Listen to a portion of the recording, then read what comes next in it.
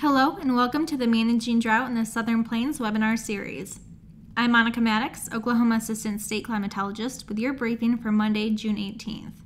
This information is brought to you by the Southern Climate Impacts Planning Program in association with NOAA, NIDIS, and the National Drought Mitigation Center. Getting started, let's go over a brief summary of what's been new over the past 2 weeks and what we're expecting. First off, there has been improvement in Oklahoma with a reduction in D4 exceptional drought. Overall, however, we have seen an increase in area of abnormally dry conditions nationwide. Our latest short-term forecasts show heavy precipitation ahead in the next week for the central and south central United States.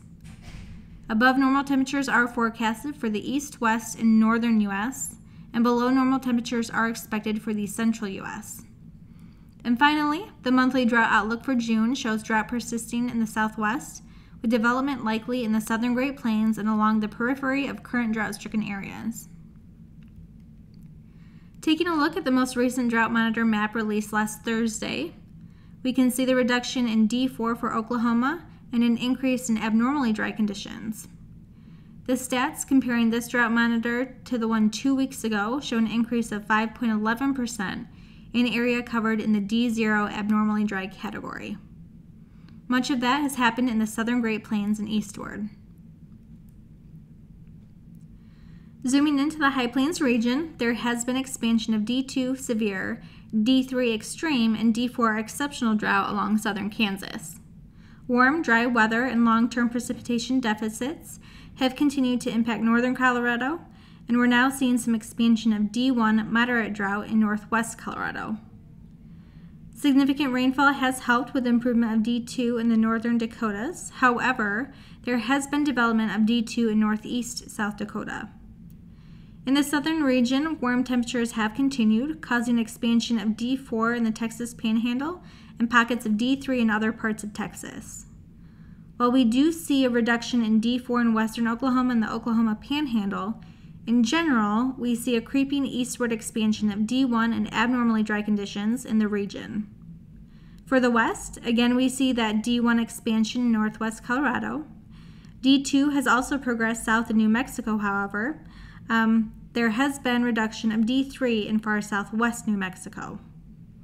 Overall, though, not much has changed in this portion of the country. I wanted to also show you the 14-day percent of normal rainfall map, which can help put drought conditions in perspective.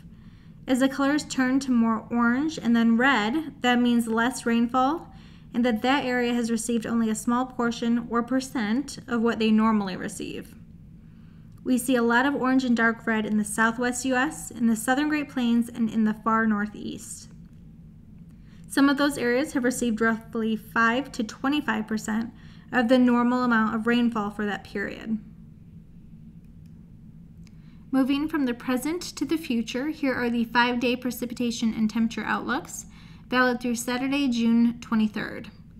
On the lower left image, heavy precipitation is forecasted for parts of the central and south central U.S. Some of the higher amounts in those areas show over 4 inches. Generally speaking, the eastern U.S. is expected to see some rainfall this week. On the top right image, above normal temperatures are possible for the west, southwest, and southeast U.S. Cooler than normal temperatures are likely in the central and north central U.S. Moving a little further out, the 6 to 10 day outlooks, there's a strong signature for above normal temperatures in the west and a good chance of warm temperatures in the north and east. A fairly good probability of below normal temperatures is showing up in central parts of the country, particularly in the four-corner intersect of Wyoming, Nebraska, Kansas, and Colorado. Above normal rainfall is forecasted for the eastern 2/3 of the country, with below normal rainfall in the western 1/3. I've left the 3-month temperature and precipitation outlook up for reference, covering June, July, and August. As noted in the last briefing, warm temperatures are expected to continue for the majority of the country, with equal chances of above, below, or normal temperatures around the Midwest and northern Great Plains. Above normal precipitation is expected around Colorado, Utah, Arizona, and New Mexico, as well as in the eastern U.S., and below normal rainfall is likely in the northwest. The monthly drought outlook for June shows drought persisting in the west with development likely in the southern Great Plains and along the periphery of current drought-stricken areas. Oregon also had drought persisting with more development likely, and the west central portion of the Dakotas have drought persisting as well. Luckily, we see potential for drought remaining but improving and drought removal likely in north central North Dakota. That's all we have for you for this update, and as always, please join us in the future for these briefings and full topic webinars. You can visit our SCIPP website, southernclimate.org, to register for more information if you haven't already. These briefings will be posted to the SCIPP YouTube channel as well as our website.